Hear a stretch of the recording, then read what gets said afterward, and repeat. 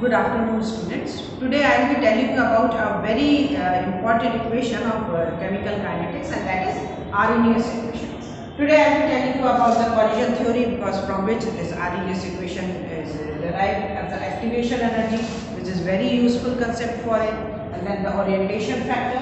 I will be telling you about the graphs also, and I will deal with the problems also if time permits. So come on, let's start with this Arrhenius equation. First of all, we should understand how temperature affects the rate of reaction, and after all, how the rate of reaction is affected by collision of the molecules. We all know that to study the temperature dependence of an reaction and how a reaction proceeds, we should know about the collision theory first of all.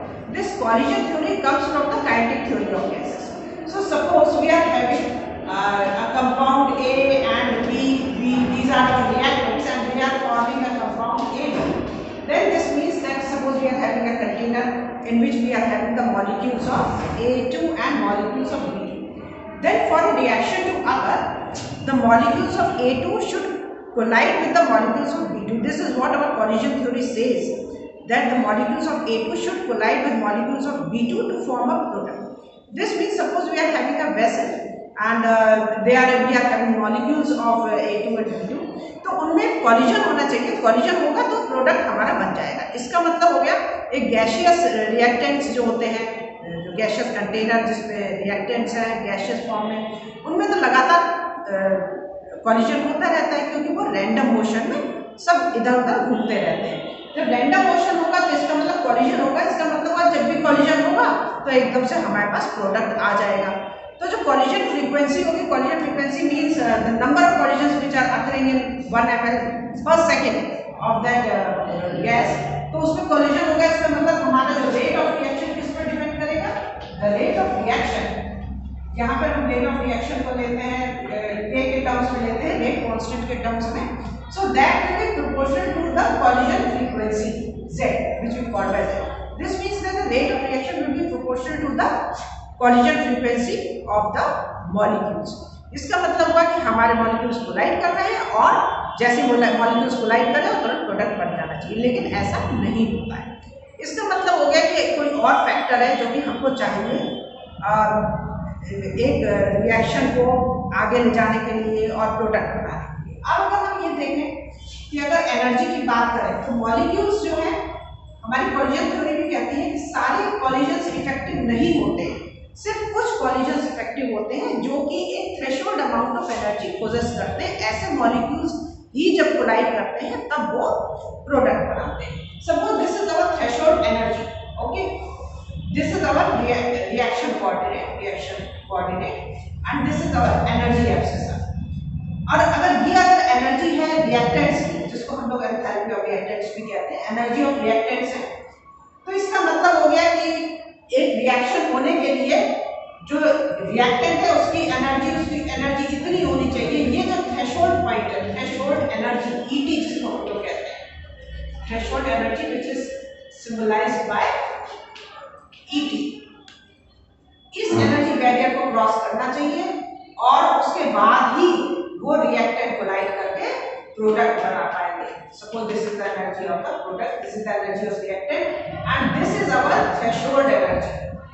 ये जो reactants हैं इनको इस barrier को cross करना पड़ेगा, उसके बाद ही वो कोई प्रोडक्ट बना पाएंगे.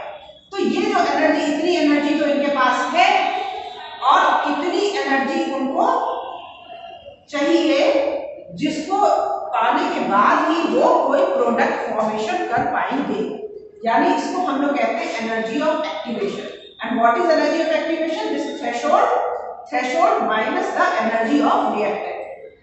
Threshold minus energy of reactants. This is given by the energy of the activation energy. This is known as the activation energy. This much. This is our activation energy, this is the energy of reactants, and this is our threshold energy.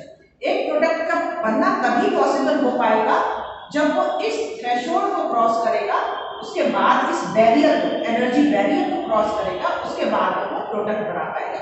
This is for a typical exothermic reaction. If it was an endothermic reaction, then this graph would have been like this. Okay. So this is for a typical exothermic reaction. This is our energy of the reactants. This is our threshold energy. So this much, this threshold minus the energy of reactant, this will give us the energy of activation. इसका मतलब हो गया molecules को हमको activation energy देनी पड़ेगी। Activation अगर energy को सप्लाई करेंगे तो वो मॉलिक्यूल्स हमारे प्रोडक्ट फॉर्मेशन में मददगार साबित होते हैं।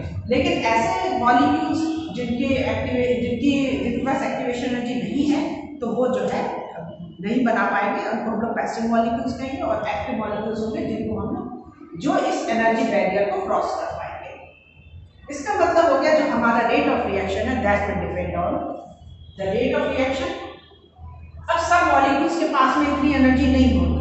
अब कितने मॉलिक्यूल्स के पास होगी, इसको दिया हमारा Boltzmann law of distribution of energy है। उन्होंने कहा कि सारे molecules they do not have the same energy. कुछ मॉलिक्यूल्स हैं उनके पास में थोड़ी एनर्जी होती है, कुछ मॉलिक्यूल्स के पास में ज्यादा एनर्जी होती है, और कुछ ही मॉलिक्यूल्स होते हैं जिनके पास में रिक्वायर्ड एनर्जी होती है which is needed for a reaction to proceed. कुछ इस तरह से डिस्ट्रीब्यूशन ऑफ एनर्जी होता है मॉलिक्यूल्स का।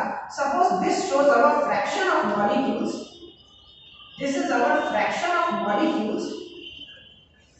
तो कुछ मॉलिक्यूल्स हैं, एक बहुत बड़ा फ्रैक्शन ऑफ मॉलिक्यूल है जिसके पास में इतनी एनर्जी है, लेकिन इतनी एनर्जी से हमारा रिएक्शन नहीं हो पाएगा। हमारे रिएक्शन के लिए अगर इतनी एनर्जी चाहिए तो इसका मतलब हो गया only this much fraction of molecules, only this much fraction of molecules have that required energy which is required for a reaction to be possible. तो इसका मतलब हो गया हमारे इतने ही मॉलिक्यूल्स के पास में वो एनर्जी है जो कि पॉसिबल है एक रिएक्शन होने के लिए। ओके, इसका मतलब हो गया कि हमारा अगर हम इसको ये मान लो एक टेम्परेचर T1 पर है, अगर हम इसका टेम्परेचर बढ़ाते हैं तो क्या होता है, ग्राफ कुछ इस तरह से डिस्ट्रीब्यूशन हो जाता है, यानी कि more molecules will be having that required energy. Okay, this means that the rate of reaction will depend on the fraction of the molecules which possess that energy. और इस एनर्जी कितनी एनर्जी होती है ये, this is given by e raised to the power minus EA by R. So this is the fraction of the molecules which are having this much energy. This means our rate of reaction was depending on this collision frequency as well as the number of molecules, the fraction of molecules which are possessing this energy EA minus RT. So this is the fraction of the molecules which are having this much energy. Now let's come over to this point that suppose we are having the molecules जिनके पास में इतनी energy है, ऊपर से वो collide भी कर रहे हैं। Okay, collision is also there and we are having that energy also. But now the point comes that will all these molecules be active enough to provide to make a reaction possible? No, not all these molecules, because if we consider a simple case in which A and B they collide to form a product, then it is okay. But suppose if our molecules are very big, बहुत बड़े-बड़े molecules हैं, तो क्या होगा कि उनका collision, अगर उनका ओरिएंटेशन प्रॉपर नहीं होगा तो उनका कॉलिजन इफेक्टिव नहीं होगा। इसका मतलब हो गया कि अगर ये मॉलिक्यूल है हमारा, ये मॉलिक्यूल है A एंड B, ये मॉलिक्यूल है, एक मॉलिक्यूल है C एंड B, इनका जो कॉलिजन है वो इफेक्टिव तभी होगा, इनका कॉलिजन इफेक्टिव तभी होगा जब इनका प्रॉपर ओरिएंटेशन हो। लेकिन जैसे हम लोग देखते हैं कि बड़े बड़े मॉलिक्यूल्स हैं, उनमें स्टेरिक डिफिकल्टी होती है, सिंपल मॉलिक्यूल्स में नहीं होती लेकिन बड़े मॉलिक्यूल्स में होती है। तो we have to take that also into consideration. इसका मतलब क्या, उनकी प्रोबेबिलिटी कम होगी। This means that the steric factor should also be taken into consideration which is denoted by D.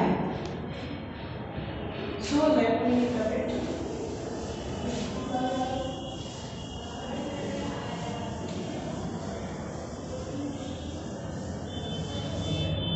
So this means we should take this steric factor P also into consideration. So actually our rate of reaction which we are taking it by rate constant, this is equal to Z P and and e raised to the power minus Ea by RT. This is our collision frequency, this is our steric factor, and this is the fraction of the molecules which are possessing the activation energy. So this we can write if in this form as it has been written in your books. So this is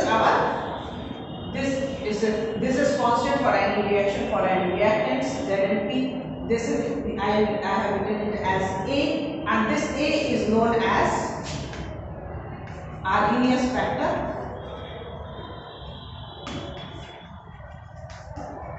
and also it is known as, since it is written before that, this is our exponential factor e raised to the power minus A upon RT. So it is also known as pre-exponential factor. Pre-exponential factor. And it is also known as frequency factor. Also known as frequency factor. It may be written in your books by adding of one name, frequency factor. So this is our Arrhenius equation. K is equal to A raised to the power A multiplied by E raised to the power minus Ea upon RT. So if we have a look at this equation, what we see is that the rate of reaction depends on the activation energy as well as the temperature, because R is a constant and A is also constant. So if we see this equation, what we find is that if we increase the temperature, look, if we increase the temperature is written in the denominator of the exponential factor. If we increase, this means the K is inversely proportional to T, but since there is a minus sign, this means that if we increase the temperature, then this rate of reaction will increase.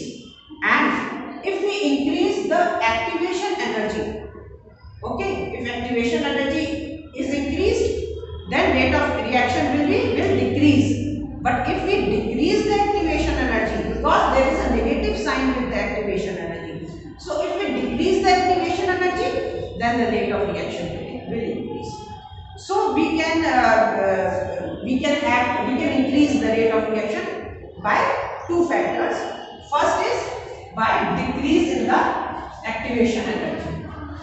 By decreasing the activation energy, K, or by increasing the temperature,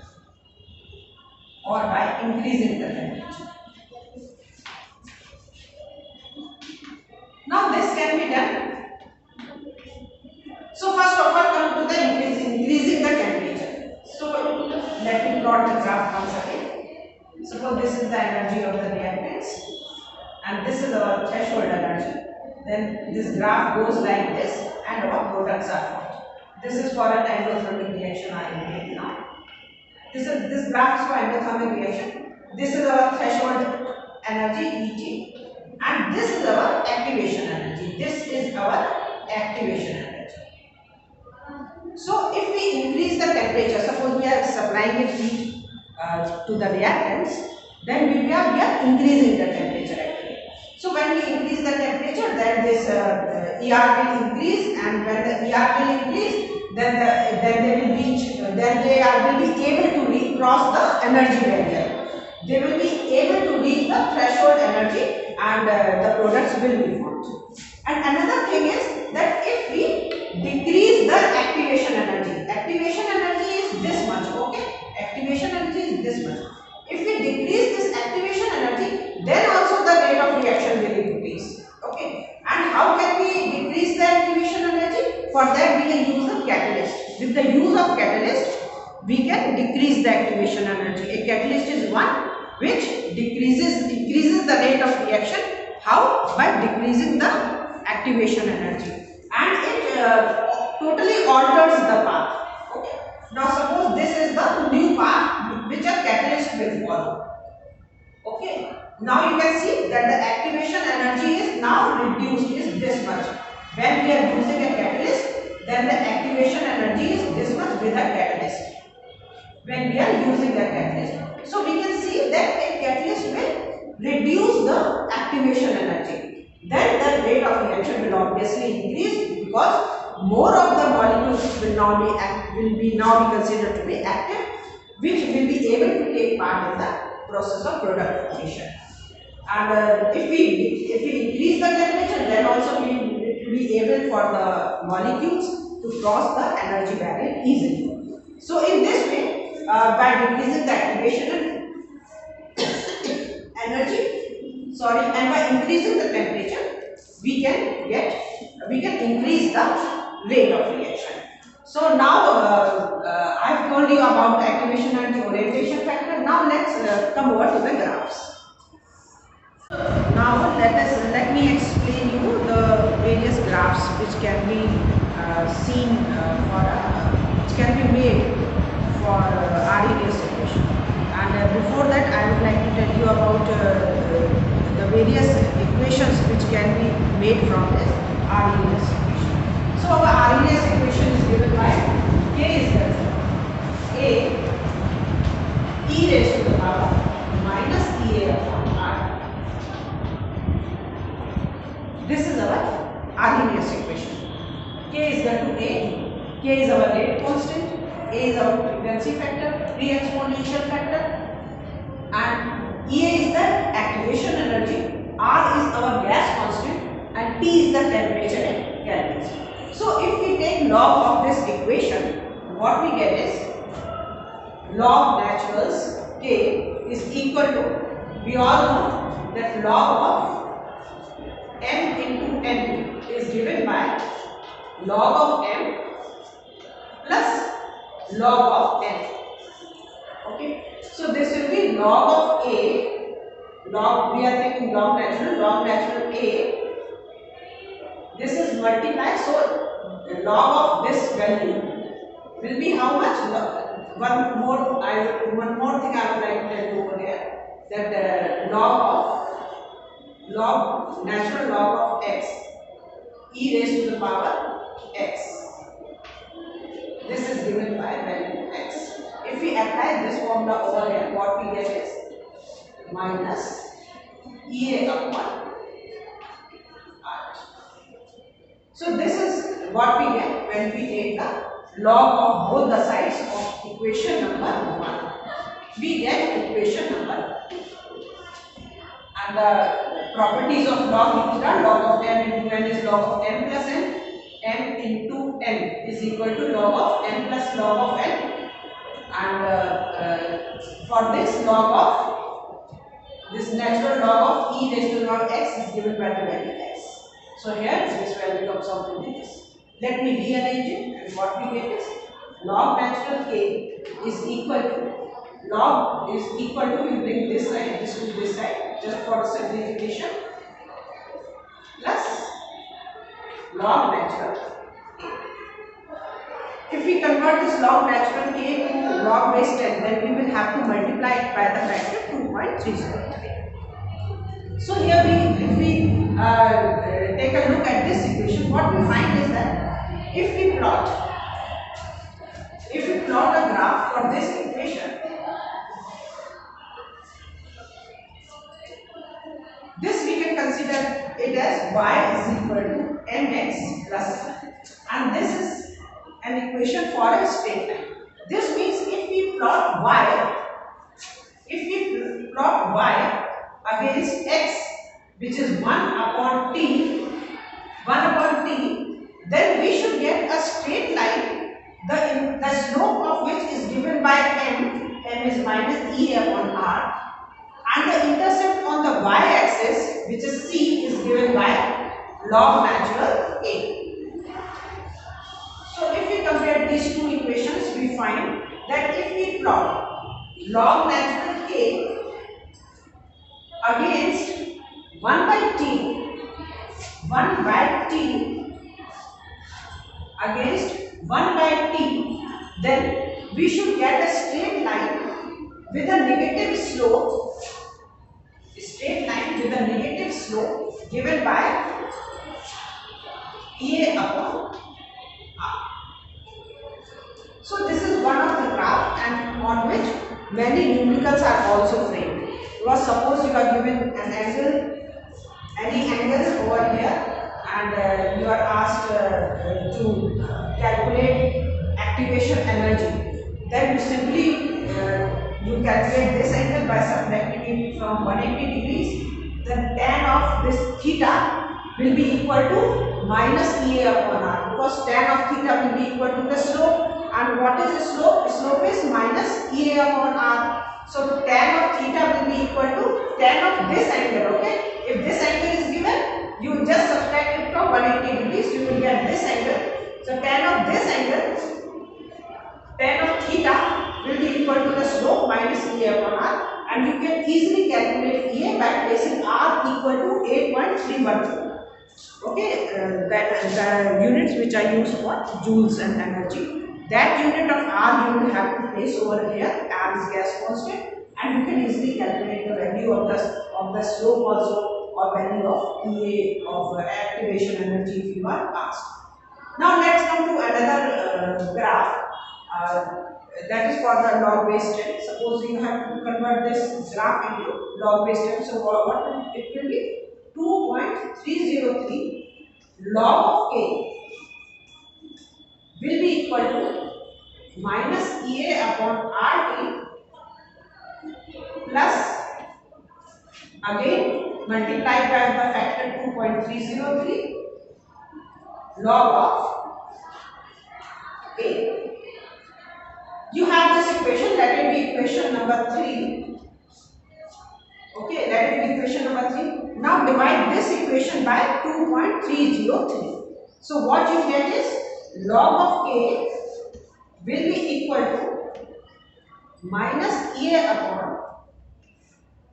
2.303 RT plus log of k. Here I would like to tell you one thing, that this intercept on this x-axis, this will be given by log of a. Okay, no, natural log. Natural log. Okay. Yes. So you have this equation now. So similarly, you can plot a graph for this also. This being y, and here the n will be given by Ea of minus Ea upon 2.303 r, and this is our x is 1 upon t, again 1 upon t, and this is our c log of k. So if you plot a graph for this, it will come out to be like this: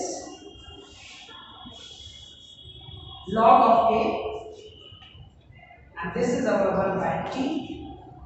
Plot a graph with a negative slope, and the slope here will be minus Ea upon 2.303. And this intercept of the x-axis, this is given by log of k. So these are the two common graphs for Arrhenius equation, from which problems can also be framed. And one more thing I would like to tell you about here, about the temperature dependence on the rate of reaction. It is seen that if we increase the temperature by 10 degrees, then the rate of reaction is doubled or tripled. Okay, this means that if we calculate the rate of reaction at a particular temperature, that should be 25 degrees centigrade, and if the rate of reaction, rate constant at this temperature is given to be, suppose it is 2 into 10 to the power minus 2, then suppose it is, that will be 2, okay, that will be 200, okay, is 2 given by 2 something units, then at 25 plus 10, then at 35 degrees centigrade, then the rate constant will be 4, means it is doubled. With 10 degrees centigrade rise of the temperature, the rate of the reaction is almost double. So most of the numericals are asked on this also. Now I will tell you some of the problems related to the Arrhenius equation.